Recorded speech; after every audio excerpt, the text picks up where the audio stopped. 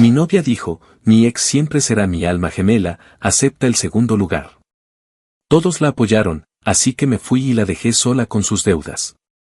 Tengo 26 años y hasta hace poco llevaba 2 años de relación con Lara, que tiene 23. No escribo esto para victimizarme ni para quedar bien con nadie. Solo quiero contar los hechos tal como ocurrieron, sin exageraciones, sin adornos, y con la mayor honestidad posible. Todo sucedió un sábado por la tarde, uno de tantos que parecían rutinarios. Era diciembre y, como casi todos los fines de semana, teníamos un plan con amigos. Nada especial, nada fuera de lo común. Ese tipo de planes que uno repite tantas veces que deja de cuestionarlos, porque cree que forman parte de una estabilidad que no se va a romper. Esa tarde fuimos a casa de Gerson. Él solía ser el anfitrión del grupo. Tenía un departamento cómodo, una sala amplia y siempre estaba dispuesto a organizar algo. La idea era hacer una maratón de películas navideñas, comer, beber un poco y simplemente pasar el tiempo juntos. Era una costumbre que habíamos adoptado casi sin darnos cuenta. El grupo estaba formado por Gerson, Marcela, Miriam, Lara y yo. Al principio, todos eran amigos de Lara. Ella los conocía desde antes de que empezáramos a salir. Con el tiempo, y de manera bastante natural, también se convirtieron en mis amigos. No sentí nunca que fuera el novio invitado. Compartíamos bromas, conversaciones privadas y planes que no dependían exclusivamente de Lara. Por eso, hasta ese día, yo me sentía parte del grupo. Llegamos cuando ya empezaba a oscurecer. Gerson había puesto luces tenues, había mantas dobladas en el sofá y varias bolsas de comida sobre la mesa. El ambiente era relajado, casi acogedor. Nos quitamos los abrigos, dejamos las cosas en una esquina y nos acomodamos para ver la primera película. Durante la primera hora todo transcurrió con normalidad. Comentarios sueltos sobre la película, risas ocasionales, alguien levantándose por más bebida. Nada fuera de lugar. Si alguien me hubiera preguntado en ese momento si era feliz, probablemente habría dicho que sí sin pensarlo demasiado. La conversación empezó a cambiar cuando la película quedó en segundo plano. Fue Marcela quien habló primero. Apagó su teléfono, lo dejó boca abajo sobre la mesa y dijo que estaba triste. No lo dijo buscando atención, sino como quien ya está cansado de cargar algo solo. Dijo que había terminado con Douglas. Douglas y Marcela llevaban unos 6 meses juntos. No era una relación larga, pero sí parecía estable. Se veían seguido, hablaban de planes a corto plazo, y nadie esperaba una ruptura tan repentina. Miriam reaccionó de inmediato y le preguntó si Douglas le había sido infiel. Lo hizo con una mezcla de sorpresa y solidaridad, como si necesitara una razón clara para entender lo ocurrido. Marcela negó con la cabeza. Dijo que no, que Douglas era un buen chico. Aclaró que el problema había sido ella. Dijo que, por más que lo intentó, no pudo olvidar a Ever, su primer amor. Explicó que seguía pensando en él, comparando cosas, recordando momentos, y que eso terminó afectando la relación. Mientras hablaba, no lloraba, pero se notaba incómoda. Como si decirlo en voz alta la obligara a aceptar algo que había estado evitando. Hubo un silencio breve. No incómodo, pero sí denso. Entonces Gerson intervino. Dijo que la entendía. Contó que cuando terminó con Lucía le pasó algo parecido. Dijo que uno puede seguir adelante, rehacer su vida, incluso enamorarse de alguien más, pero que hay personas que no se olvidan nunca del todo. Que simplemente se aprende a vivir con ese recuerdo. No sé por qué sentí la necesidad de responder. Tal vez fue una reacción automática, o tal vez porque no estaba de acuerdo.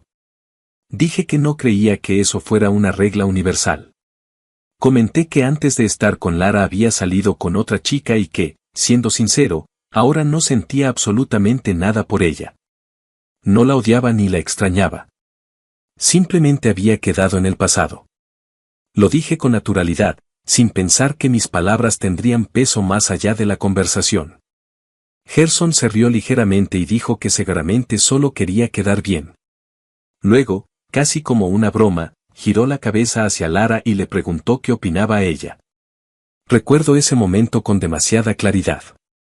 No porque supiera lo que iba a pasar, sino porque ahora, en retrospectiva, entiendo que ahí empezó todo. Lara no dudó. No hizo una pausa incómoda ni buscó suavizar sus palabras. Dijo que estaba de acuerdo con ellos. Dijo que ella tampoco había olvidado a su ex. Sentí una ligera tensión en el cuerpo, como una alerta. Gerson soltó una risa nerviosa y le dijo que no dijera esas cosas, que podía ser una broma de mal gusto, que yo podría ofenderme. Intentó restarle importancia, como si aquello pudiera resolverse con una sonrisa incómoda. Pero Lara continuó. Dijo que había sido muy feliz con él. Que con su ex había sentido algo muy intenso, algo que no se repetía fácilmente. Dijo que sentía que siempre lo iba a amar. Luego, al darse cuenta de que me estaba mirando, añadió que también me amaba a mí, pero que no era lo mismo. No levantó la voz. No parecía alterada. Eso fue lo que más me impactó.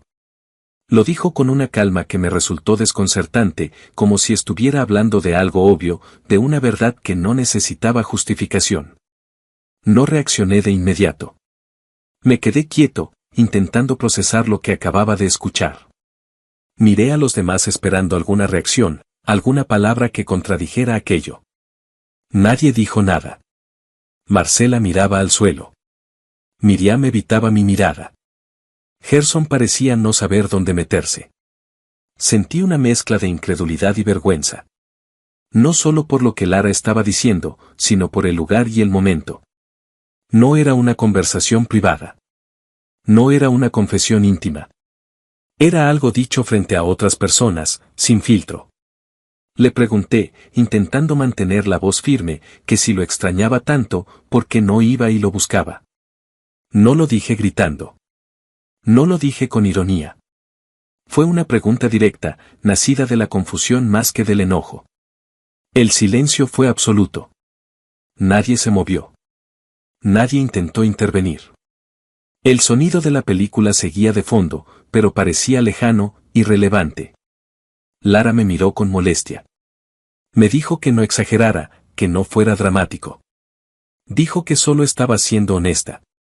Que no veía por qué debía fingir algo diferente. Luego, sin bajar la voz, sin mostrar duda ni arrepentimiento, dijo. Mi ex siempre será mi alma gemela.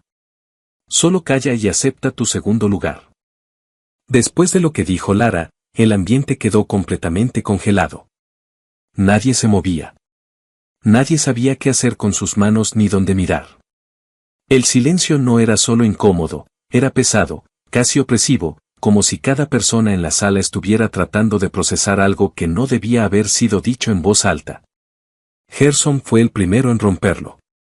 Lo hizo con cuidado, midiendo las palabras, como alguien que intenta apagar un incendio con un vaso de agua. Lara, creo que te pasaste un poco, dijo finalmente. No alzó la voz. No fue un reproche duro, sino una observación evidente, casi resignada. Parecía más preocupado por el ambiente que por lo que se acababa de decir. Lara no se disculpó. Ni siquiera pareció dudar. Se acomodó en el sofá y cruzó los brazos, como si por fin hubiera dicho algo que llevaba tiempo guardándose. Es la verdad, respondió. No puedo ocultarlo. Y es curioso que lo estén diciendo justo en este momento, cuando lo he extrañado mucho. Hizo una pausa breve, como si organizara sus ideas, y continuó hablando sin mirar directamente a nadie en particular. Estoy feliz con Galo, pero siento que las Navidades siempre fueron mejores con mi ex. Para empezar, siempre viajábamos. Salíamos de la ciudad, conocíamos lugares nuevos. Galo no me da viajes, él solo se limita a estar en familia, y eso me aburre. Sentí como esas palabras se acomodaban una sobre otra, formando algo difícil de ignorar. No era solo una comparación, era un juicio directo, expuesto frente a todos. No finjan que no saben que mi ex me hizo más feliz, añadió. El silencio volvió a instalarse, pero ya no era solo incomodidad. Había algo más, una especie de aceptación incómoda, como si algunos de ellos ya hubieran pensado eso antes. Miriam fue quien habló después. Lo hizo con un tono aparentemente neutro, pero sus palabras fueron claras. Pues la verdad es que sí, dijo. Era muy atento, y mucho más detallista que Galo. No lo dijo con malicia evidente, pero tampoco intentó suavizarlo. Fue una afirmación directa, sin matices. Gerson la miró de inmediato, sorprendido. Sí, todos sabemos eso, intervino, pero no veo la necesidad de decirlo así. Es cruel. Su voz ya mostraba molestia. No estaba defendiendo una postura romántica ni moral, estaba señalando algo básico, que había límites que no se cruzan frente a otras personas. Lara soltó una pequeña risa, corta y seca. Lo siento, dijo. Solo digo lo que siento, sin filtros. No me gusta ser hipócrita. Luego me miró directamente, con una expresión que no supe interpretar del todo. Pero tranquilo, Galo, añadió. Ya me acostumbré un poco a ti. No fue una broma. No hubo ironía evidente. Lo dijo con la misma naturalidad con la que alguien comenta que se ha acostumbrado a un ruido constante o a una rutina inevitable. En ese momento sentí algo muy claro, incredulidad absoluta. No rabia explosiva, no gritos, no impulsos inmediatos. Solo una sensación profunda de estar presenciando algo que no tenía sentido, como si la persona que tenía enfrente no fuera la misma con la que había compartido 2 años de vida. Respiré hondo antes de hablar. No quería gritar. No quería perder el control. Entonces lo que extrañas es el dinero de tu ex, no a tu ex, dije finalmente. No sabía que reducías todo a cuánto te pueden regalar. Mi voz sonó más firme de lo que esperaba. No fue un ataque impulsivo, fue una conclusión que se había formado sola mientras la escuchaba hablar. Lara suspiró, como si yo estuviera simplificando algo que para ella era obvio. No es solo el dinero, respondió. La verdad es que era mejor en todo. Se acomodó de nuevo, tomó aire y continuó, como si ahora sí estuviera decidida a decirlo todo. Era guapo, atlético. Era capitán del equipo de fútbol en la escuela. Dime, ¿qué le gana a eso? Nadie la interrumpió. Nadie intentó frenarla. Además, continuó, con él hice todo por primera vez. Fue mi primer beso, mi primer viaje que no fue con mis padres y, claro, mi primera vez en la cama. Jamás he sentido tanta emoción como aquella primera vez. No entró en detalles explícitos, pero no hacía falta. El peso de esas palabras no estaba en la descripción, sino en la comparación implícita. En lo que significaban. Sentí que algo dentro de mí se cerraba. No fue un estallido, sino un límite claro. Una línea que, una vez cruzada, ya no permite volver atrás. Ya había escuchado suficiente. No dije nada más. Me levanté del sofá sin hacer ruido. Sentí varias miradas sobre mí, pero ninguna palabra. Tomé mi abrigo con movimientos lentos, casi mecánicos, como si mi cuerpo actuara solo mientras mi mente intentaba mantenerse en pie. Lara habló cuando me vio dirigirme a la puerta. Por Dios, no actúes como un niño, dijo. También te amo. Solo digo que jamás olvidaré a mi ex. Pero míranos, estamos juntos ahora. No estoy con él. No me detuve. No me giré. No sentí que hubiera algo más que decir en ese lugar. Salí del departamento, bajé las escaleras y llegué a mi auto. Me senté unos segundos antes de arrancar, apoyando la frente en el volante. No lloré ahí. Solo respiré, intentando entender cómo una noche normal había terminado así. Conduje hasta el departamento que compartíamos. O, mejor dicho, el departamento que yo rentaba y en el que vivíamos juntos. El trayecto fue automático. No recuerdo los semáforos ni las calles. Solo recuerdo una sensación constante de humillación silenciosa. Mientras manejaba, las palabras de Lara se repetían una y otra vez. No como insultos aislados, sino como un conjunto. Comparaciones. Desvalorizaciones. Recuerdos convertidos en armas. Pensé en todo lo que había hecho por ella. No como un reclamo consciente, sino como una revisión involuntaria. Ella no tenía un salario fijo. Se dedicaba a pintar murales, algo que hacía de vez en cuando surgía un proyecto. Yo siempre respeté eso. Nunca le pedí que buscara otra cosa. Nunca le reproché la inestabilidad. Yo pagaba el alquiler, los servicios, la mayor parte de los gastos. Incluso la ayudé a pagar varias deudas, la de su auto, la de materiales que compraba a meses sin intereses y que luego se acumulaban. Yo estaba pagando eso. Lo hacía porque confiaba en ella. Porque creía que éramos un equipo. Y ahora, después de todo eso, me reducía a alguien aburrido. A alguien que no viajaba.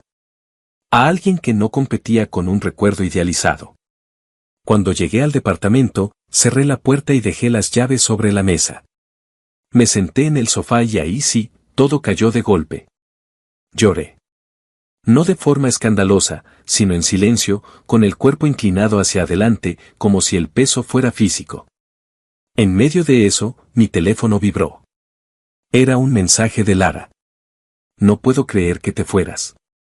Le arruinaste la noche a los chicos. Aquí me quedaré a dormir. Llámame cuando se te pase el berrinche. Leí el mensaje varias veces. No respondí. Apagué el teléfono y lo dejé boca abajo. Me quedé sentado en ese sofá, solo, intentando entender en qué momento había pasado de ser su pareja a ocupar, según sus propias palabras, un segundo lugar permanente. Lloré hasta quedarme dormido. No fue un llanto ruidoso ni descontrolado al principio. Fue silencioso, cansado, como si mi cuerpo ya no tuviera fuerzas para sostener nada más. Me quedé en el sofá, con la ropa puesta, sin siquiera apagar las luces. En algún punto, el cansancio ganó y me dormí sin darme cuenta. Me desperté de golpe a las 3 de la madrugada. Tenía el corazón acelerado, la respiración agitada y la camiseta empapada de sudor. Me senté de inmediato, llevando una mano al pecho, convencido por unos segundos de que algo iba mal físicamente. Tardé un poco en darme cuenta de que no era un ataque ni una pesadilla concreta. Era ansiedad. Una sensación clara y contundente de alerta. Me quedé sentado, respirando lento, mirando la sala oscura. Todo estaba en silencio. El departamento parecía distinto, más grande, más vacío. Fue en ese momento cuando lo supe con una claridad que no había tenido antes. Tenía que alejarme. No solo de Lara, sino de todo lo que representaba ese entorno. De ese grupo. De esa dinámica. De esa versión de mí mismo que había estado intentando encajar en un lugar donde ya no era respetado. Entendí algo que hasta ese momento había ignorado, yo vivía ahí solo por ella. Ese departamento, esa ciudad, esos fines de semana repetidos, nada de eso era realmente mío. Yo me había quedado porque Lara estaba ahí. Y no era algo nuevo. Muchas veces le había sugerido que se mudara a su ciudad natal. Era una ciudad mucho más grande, con más movimiento cultural, más oportunidades para alguien que se dedicaba a los murales. Yo se lo decía con sinceridad, convencido de que allá podría crecer más. Pero ella nunca quiso. Siempre encontraba una razón para quedarse. Que no era el momento, que todavía no, que aquí también podía surgir algo. Yo acepté esas decisiones sin discutir demasiado. Me adapté. Me quedé. Ahora, sentado en la oscuridad, entendí que ya no tenía sentido seguir ahí. Yo podía irme. Trabajaba como editor de video, de forma remota. No tenía una oficina fija ni horarios estrictos. Mi trabajo no dependía de una ciudad en particular. Podía hacerlo desde cualquier lugar. No había nada que me atara, salvo costumbre y apego. Me levanté del sofá con cuidado, como si el movimiento pudiera romper algo. Fui al cuarto y encendí la luz. Abrí el closet y miré mis cosas como si no fueran mías. No sentí nostalgia. Sentí urgencia. No hice maletas grandes. No quería pensar demasiado. Tomé lo necesario, ropa, mi computadora, algunos documentos, cargadores, objetos personales básicos. Dejé muchas cosas atrás. Muebles, recuerdos, adornos que alguna vez compartimos. No quise detenerme a decidir qué valía la pena y qué no. Lo importante era irme. Cargué todo al coche en silencio. Cada bolsa que dejaba en el asiento trasero me daba una sensación extraña de alivio. No era felicidad, pero tampoco solo tristeza. Era determinación. Antes de salir de la ciudad, pasé por una gasolinera. Bajé del coche y puse combustible sin pensar en el precio ni en cuánto necesitaba exactamente. Miraba cómo el marcador subía mientras el ruido del surtidor llenaba el aire. Todo parecía irreal, como si estuviera actuando por inercia. Volví a subir al auto y ahí, con el motor encendido, decidí llamar a mi madre. No sabía bien qué decirle. Quería sonar tranquilo. Adulto. Fuerte. Cuando respondió, respiré hondo. Hola, mamá, dije. Volveré a casa. Voy en camino. Ocurrió un problema con Lara, terminamos. Creo que quiero estar en casa al menos un tiempo. Intenté que mi voz no temblara. Intenté sonar práctico, como si se tratara de una decisión lógica más. Mi madre guardó silencio unos segundos. Luego habló con un tono suave, firme. Claro, hijo. Aquí siempre tendrás tu casa, dijo. Pero dime, ¿estás bien? Esa pregunta fue suficiente. No pude sostener la fachada. Sentí un nudo en la garganta y, de repente, todo lo que había contenido salió de golpe. Empecé a llorar como no lo hacía desde niño. Un llanto profundo, desordenado, sin control. Me sentí pequeño, vulnerable, expuesto. Le conté todo. Lo que Lara había dicho. Cómo me había comparado. Cómo me había reducido frente a los demás. Cómo había apoyado económicamente la relación sin jamás usarlo como moneda de cambio, y cómo aún así había sido tratado como alguien inferior. Mi madre me escuchó sin interrumpir. No me apresuró. No minimizó nada. Cuando terminé, me habló con una claridad que no dejaba espacio a dudas. Olvida a esa mujer, me dijo. Nadie que te ame te humilla así. Nadie que te respete te pone en segundo lugar. Aquí estás a salvo. Ven a casa. Colgué la llamada después de despedirme. Me quedé unos segundos mirando el teléfono apagado. Sentía los ojos hinchados y la cara caliente. Me limpié las lágrimas con la manga y arranqué el coche. El camino fue largo, pero silencioso. El cielo empezó a aclararse poco a poco.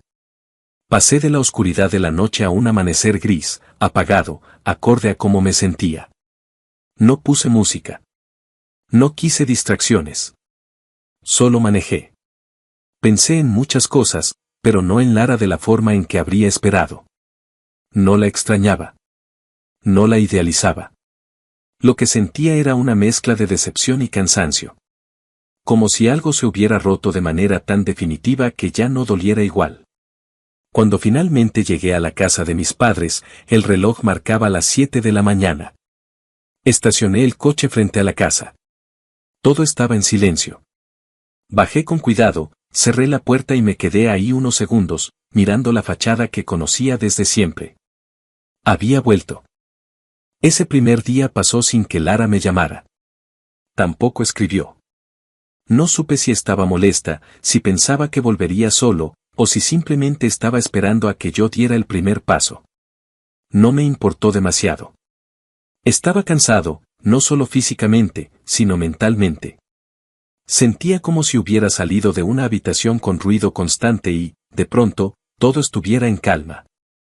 Fue hasta la noche del día siguiente cuando mi teléfono sonó. Era Lara. Miré la pantalla unos segundos antes de contestar. No sentí ansiedad ni emoción. Solo una especie de obligación de cerrar algo que ya estaba decidido. ¿Qué no piensas volver? Me dijo apenas respondí. Ya va mucho tiempo y no te veo por aquí. No preguntó si estaba bien. No preguntó dónde estaba. Habló como si mi ausencia fuera un capricho temporal, una pausa que yo debía corregir. No volveré, respondí. Ni siquiera estoy en la ciudad. No me busques. Nosotros terminamos. Hubo un silencio breve al otro lado de la línea. No largo, no dramático. Luego escuché que iba a decir algo más, pero no le di espacio. Colgué. No sentí culpa. Tampoco alivio inmediato. Sentí cierre. Bloqueé su número. La bloqueé en redes sociales, en aplicaciones de mensajería, en cualquier medio por el que pudiera contactarme. No fue un acto impulsivo, sino preventivo. Sabía que cualquier intento de diálogo solo serviría para reabrir algo que ya no debía existir. Los días siguientes fueron extraños. No porque la extrañara, sino porque el silencio empezó a llenarse con otras voces. Poco a poco, comenzaron a llegar mensajes de personas del grupo. Primero uno, luego otro. Algunos eran largos. Otros, directos y duros. Me decían que había sido un cobarde. Que era poco hombre. Que no sabía aguantar nada. Que había exagerado. Que Lara estaba mal por mi culpa. Que abandonar así era de alguien inmaduro. Leí cada mensaje con atención. No respondí a ninguno. Lo que más me llamó la atención no fue el contenido, sino el tono. No había preguntas. No había interés real en entender lo ocurrido. Solo había juicios. Todos partían de la misma premisa, que yo debía aguantar, callar y quedarme. Fue entonces cuando confirmé que irme había sido la decisión correcta. Ese grupo nunca fue mío. Nunca lo sería. No porque fueran malas personas necesariamente, sino porque su lealtad siempre estuvo definida de antemano. Yo solo era funcional mientras cumplía un rol, el novio que no hacía ruido. Pasaron los días. Luego una semana. Después otra. Empecé a recuperar rutinas simples. Volví a trabajar con más concentración. Salía a caminar por mi antiguo barrio. Dormía mejor. No pensaba en Lara constantemente. A veces aparecía en mi mente, pero ya no dolía como antes. Era más una idea que un sentimiento. 2 semanas después de que me fui, ocurrió algo inesperado. Estaba en mi habitación, trabajando en la computadora, cuando mi madre entró apresurada. Tenía el teléfono en la mano y una expresión mezcla de sorpresa y diversión contenida. Mira, hijo, me dijo. Me mandó esto tu tía. Me mostró un video. Era Lara. El video era de TikTok. Aparecía sentada frente a la cámara, con el rostro serio y los ojos visiblemente llorosos. La iluminación estaba cuidada. El encuadre también. No parecía algo improvisado. En el video, Lara decía que su novio la había abandonado. Que se había ido de un día para otro. Que la había dejado sola, con deudas que ahora no sabía cómo pagar. Decía que se sentía traicionada, confundida, y que no entendía cómo alguien podía irse así. Luego preguntaba, mirando a la cámara, si era posible demandarme. Pedía consejo a la comunidad, diciendo que no sabía qué hacer. No hablaba de la fiesta. No hablaba de lo que dijo. No hablaba de las comparaciones. No hablaba de los insultos. La historia estaba cuidadosamente editada para mostrarla como víctima. Lo que más me llamó la atención no fue el video en sí, sino los comentarios. Había cientos. Algunos decían: ¿y la de trabajar no te la sabes? La que sufre soy yo, como siempre. Son tus deudas, no las de él. No puedes demandar nada. Lo mejor sería conseguir dinero para pagar tus propias deudas. Te abandonó o se fue porque lo humillaste. No todos eran así, pero la mayoría no la apoyaba. No había la solidaridad que ella parecía esperar. La narrativa no estaba funcionando como imaginaba. Mi madre soltó una risa breve, casi incrédula. De verdad hay gente que no se da cuenta de lo que dice, comentó. ¡Qué descaro! Yo no me reí de inmediato. Me quedé mirando la pantalla unos segundos más. No sentí rabia. Tampoco satisfacción. Sentí claridad. Entendí algo importante: Lara no estaba triste por perderme. Estaba molesta por perder la estabilidad. Por perder a alguien que resolvía problemas. Por perder una estructura que le permitía no hacerse cargo de ciertas cosas. Y entendí algo más sobre mí. Yo no me fui porque no aguanté. Me fui porque entendí que quedarme habría significado aceptar un segundo lugar permanente. Habría significado justificar humillaciones, comparaciones y desprecio, todo en nombre del amor. Alejarme no fue huir. Fue poner un límite.